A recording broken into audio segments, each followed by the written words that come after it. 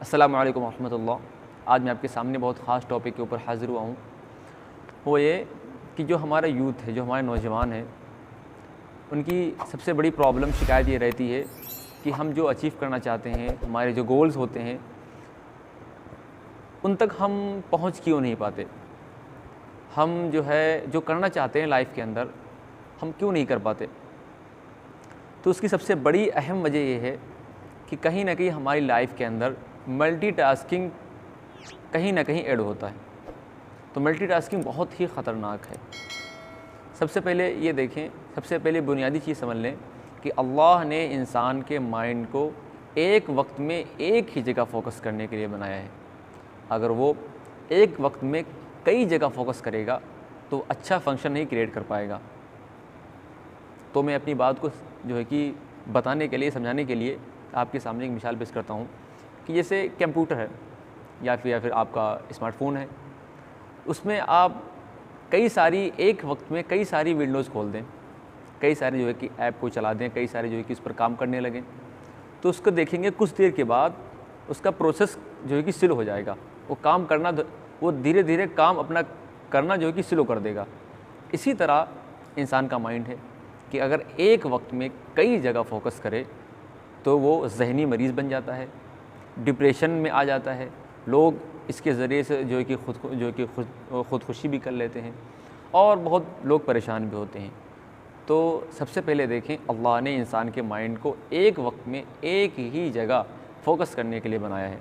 अगर वो कई जगह फ़ोकस करेगा तो अच्छा फंक्शन क्रिएट नहीं कर पाएगा। दुनिया में जितनी इनोवेशन हुई हैं उसके पीछे कहीं ना कहीं फ़ोकस था।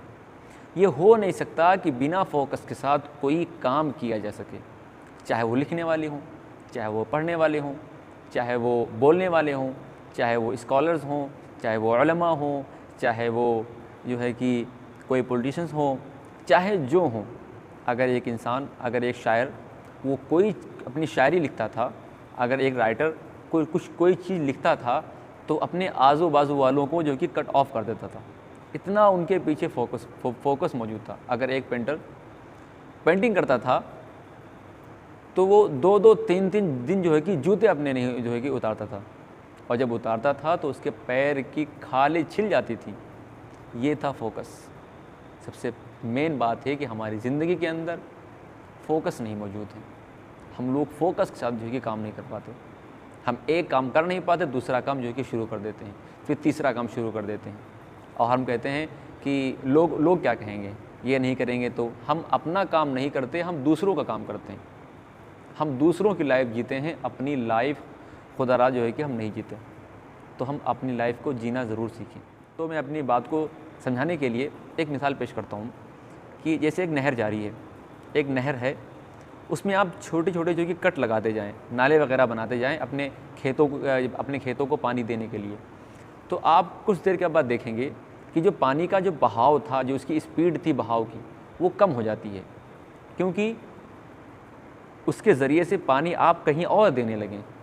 इसीलिए पानी का बहाव कम हो गया, क्योंकि फ़ोकस नहीं है। अगर फ़ोकस होता तो पानी का बहाव जिस स्पीड से आता था उसी स्पीड से जाता, क्योंकि हमने उसमें कट्स लगा दिए तो पानी का बहाव कम हो गया। यही हमारी ज़िंदगी है। हमारी ज़िंदगी के अंदर हम जो काम करते हैं, कोई भी काम करें, उसके पीछे फ़ोकस नहीं मौजूद होता। तो सबसे पहले फ़ोकस लाना सीखें। इसी तरह आप देखें कि जो मैग्नीफाइंग ग्लासेस होते हैं, उसमें आप अगर सूरज की रोशनी लें और ग्लासेस से गुज़रते हुए अगर आप किसी कागज़ के टुकड़े के ऊपर, किसी प्लास्टिक के ऊपर अगर लगाएंगे तो वो कुछ देर के बाद वो कागज़ का टुकड़ा जला देगा।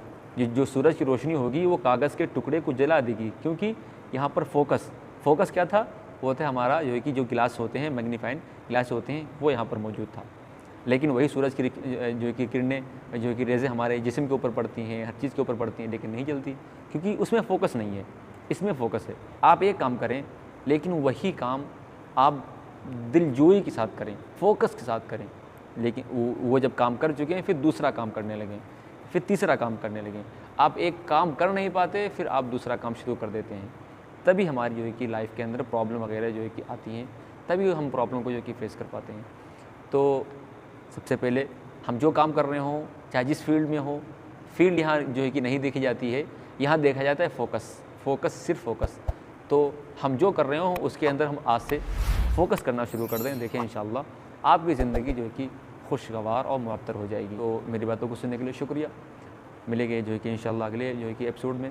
तो वाखिर दावाना अल्हम्दुलिल्लाहि रब्बिल आलमीन।